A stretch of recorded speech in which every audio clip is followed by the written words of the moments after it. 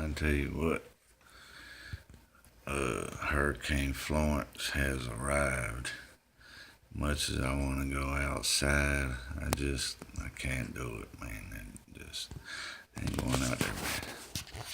Tell you what, I'm just sitting back on the couch, man, laid back, watching some. I just got finished watching Outlaw Outdoors Squirrel Slaying. And it shows you how to cook it up at the end. Oh, Outlaw, boy, that's a cool dude, man. Mudjug.com, get you one. This here's the Patriot.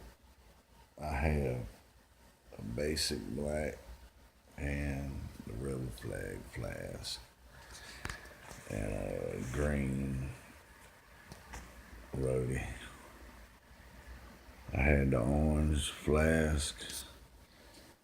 And I had a camouflage, the camo mud jug. I ended up leaving that bad boy down in Chesney, South Carolina.